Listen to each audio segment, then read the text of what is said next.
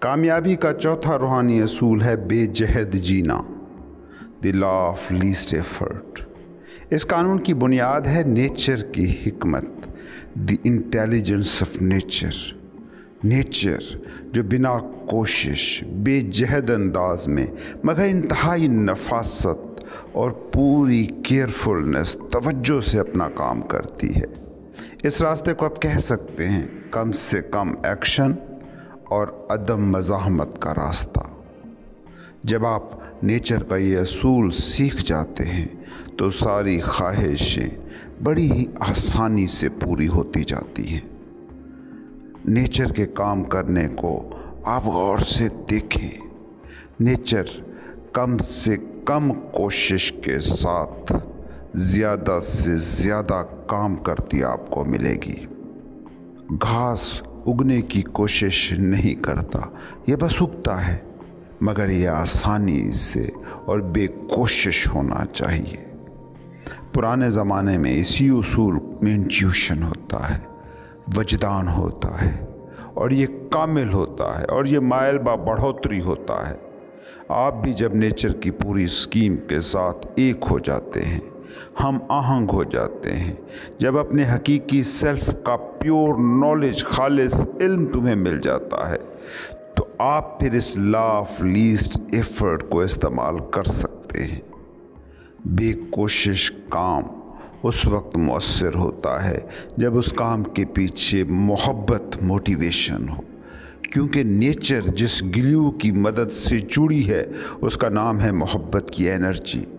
جب تم لوگ پاور ڈھونڈنے نکلتے ہو، لوگوں پر قابو پانے کی کوشش کرتے ہو، تو اس میں بے تحاشا انرجی خرچ ہوتی ہے۔ جب ایگو کو پھلانے کے لیے طاقت یا دولت ڈھونڈنے نکلتے ہو تو اس وقت پتہ ہے ہوتا کیا ہے؟ تم خوشی کو اس پل میں تجربہ نہیں کرنا چاہتے، بلکہ خوشی کے سراب کا پیچھا کرتے ہو۔ ہیپینس، خوشی تمہاری نیچرل حالت ہے۔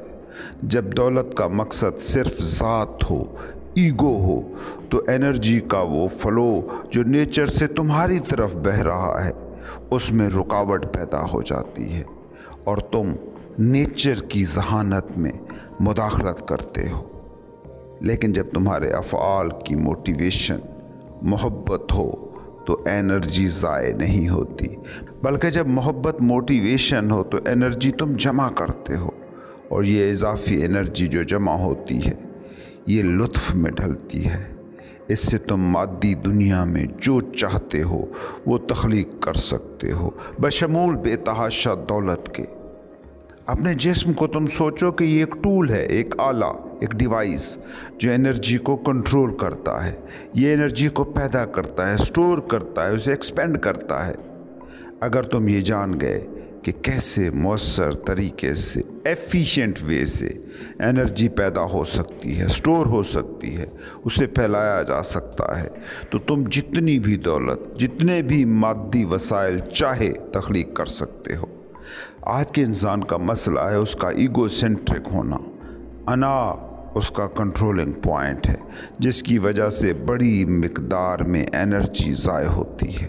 جب تمہاری ذات کا حوالہ ایگو ہو، جب پاور کی تلاش برائے پاور ہو، یا لوگوں کو کنٹرول کرنے کے لیے دولت چاہتے ہو، یا لوگوں سے توثیق و تصدیق اور اپروول کی کوشش میں رہتے ہو، تو یہ انرجی کو ضائع کرنے کا، اس کی ویسٹیج کا طریقہ ہے۔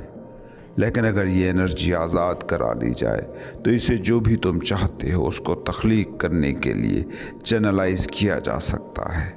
جب تمہاری ذات کا حوالہ روح ہو، جب تم کسی بھی قسم کی تنقید سے خود کو امیون پاؤ اور کسی بھی چیلنج سے تمہارے اندر خوف پیدا نہ ہو، تو سمجھ لو پاور آف لو، محبت کی طاقت تمہارے پاس ہے، جس سے تم انرجی کو تخلیقی انداز میں استعمال کر سکتے ہو، جس سے ایبنڈنس آتی ہے، فراوانی آتی ہے، شعور کے ارتقاء کا سفر ہموار ہو جاتا ہے۔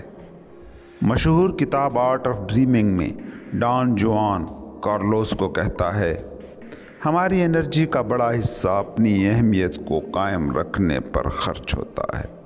اگر خود اہمیتی کے اس خبط کو ہم چھوڑنے کے قابل ہو جائیں تو دو غیر معمولی اور بڑی چیزیں ہمارے ساتھ ہوتی ہیں۔ پہلی چیز، اپنی عظمت اور بڑائی کے بیہودہ اور سرابی خیال کو قائم رکھنے پر جو ہماری انرجی خرچ ہوتی ہے وہ انرجی بچ جاتی ہے، وہ انرجی ایکچولی آزاد ہو جاتی ہے۔ اور دوسری چیز یہ کہ ہمارے پاس کافی زیادہ انرجی ہوتی ہے جس سے ہم اس کائنات کی عظمت کی جھلک پا سکتے ہیں۔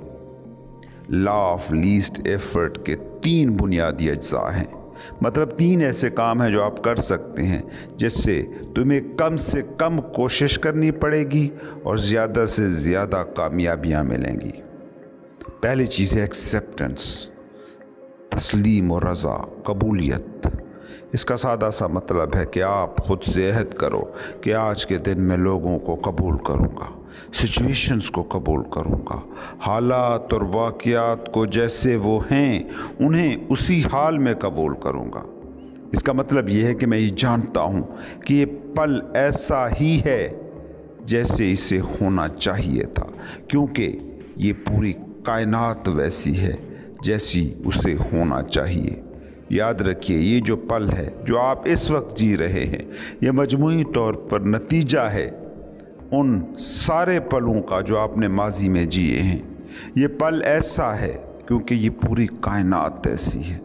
جب تم اس پل کے خلاف کوشش میں لگتے ہو تو غور کرنا تم پوری کائنات کے خلاف سٹرگل کر رہے ہو۔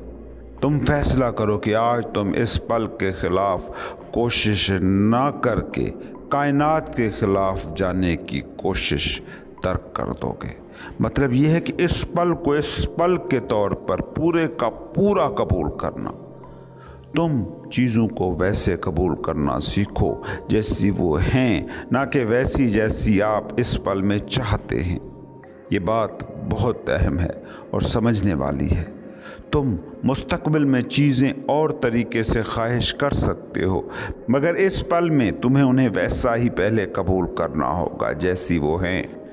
جب تم کسی شخص یا سچویشن سے پریشان ہوتے ہو یا غصے میں آتے ہو تو یاد رکھنا کہ تم اس شخص یا سچویشن کو ریئیکشن نہیں دے رہے، بلکہ اس شخص یا سچویشن کے حوالے سے جو تمہاری فیلنگز ہیں ان فیلنگز پر تم ریئیکٹ کر رہے ہو۔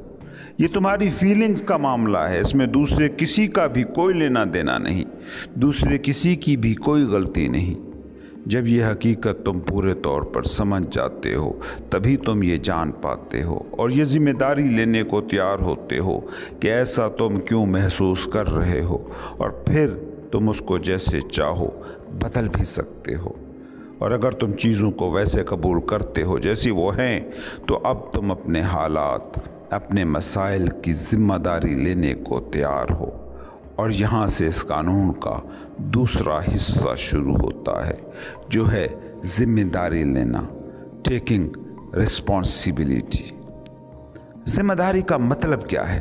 اس کا مطلب ہے اپنی سچویشن، حالات اور مسائل کا الزام کسی کو بھی نہ دینا، خود کو بھی نہیں۔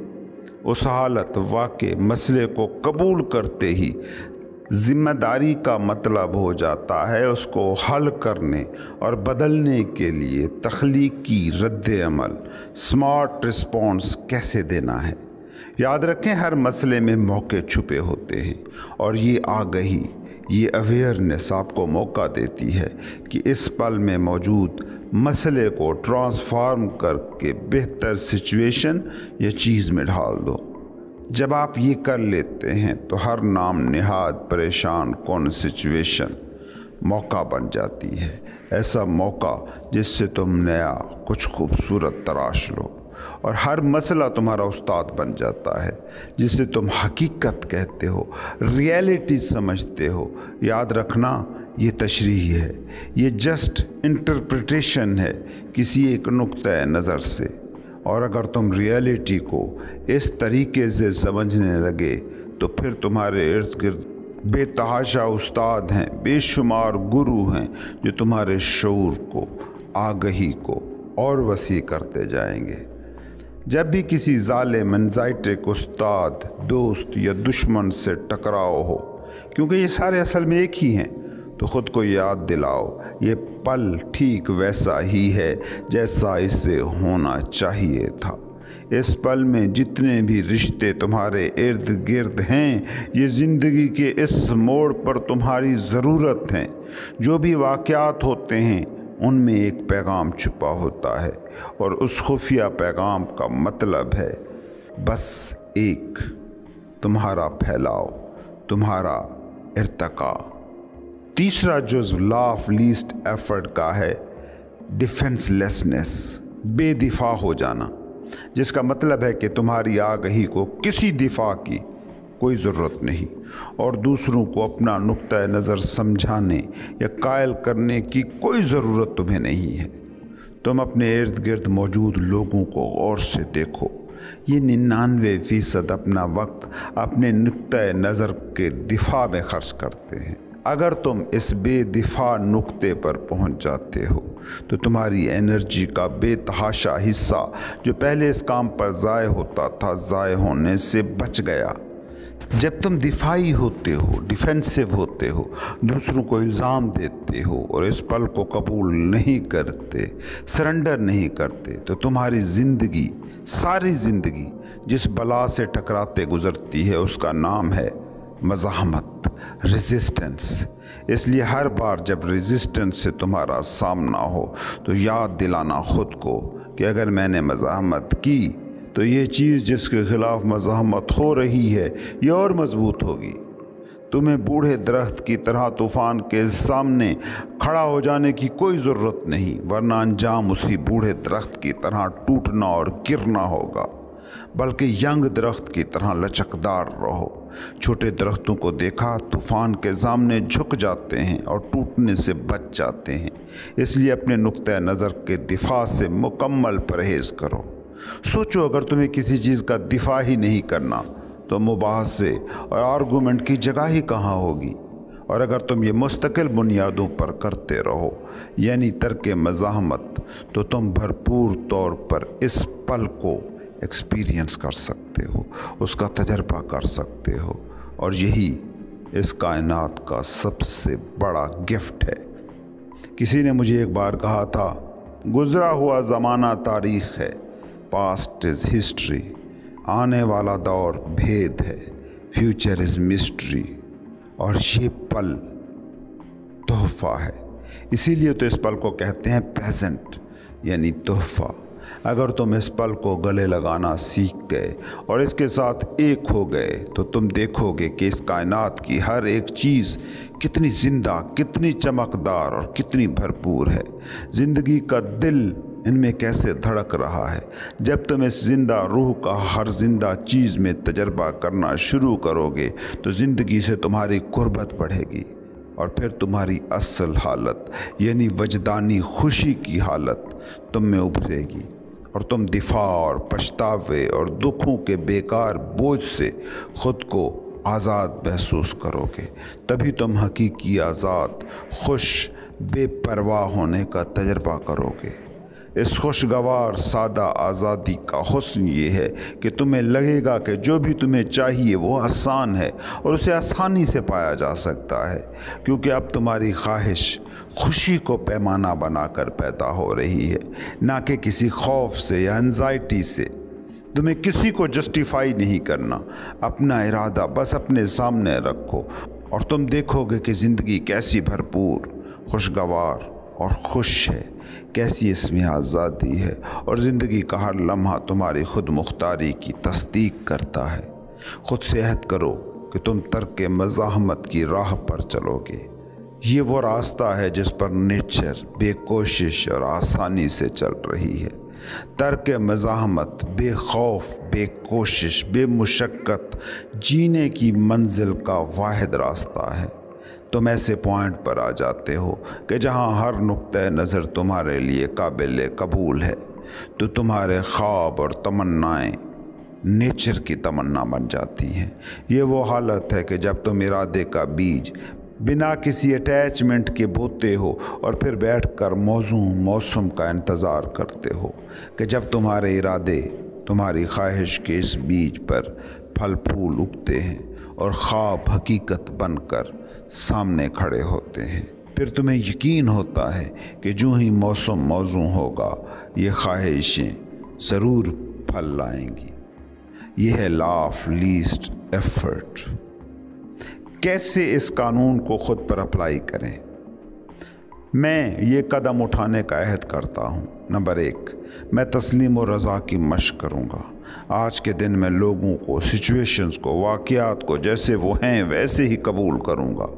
میں یہ جانوں گا کہ یہ پل ویسا ہی ہے جیسا اسے ہونا چاہیے تھا، کیونکہ یہ کائنات ویسی ہے جیسے اسے ہونا چاہیے۔ میں اس پل کے خلاف لڑ کر پوری کائنات سے لڑنے کی کوشش نہیں کروں گا۔ میری ایکسیپٹنس کامل ہے اور بے شرط ہے۔ میں چیزوں کو جیسی ہیں ویسے ہی قبول کروں گا، نہ کہ ویسی جیسی مجھے چاہیے۔ نمبر 2، کیونکہ چیزیں جیسی ہیں ویسی میں انہیں قبول کر رہا ہوں، میں پوری ذمہ داری لوں گا جو بھی میری حالت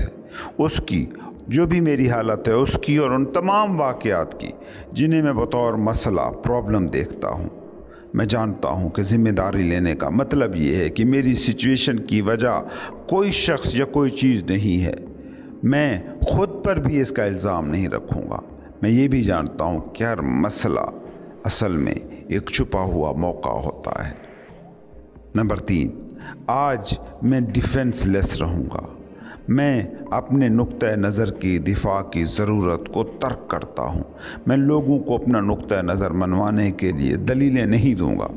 میں سب لوگوں کے نقطہ نظر کے لیے ہمیشہ اوپن، کشادہ دل رہوں گا۔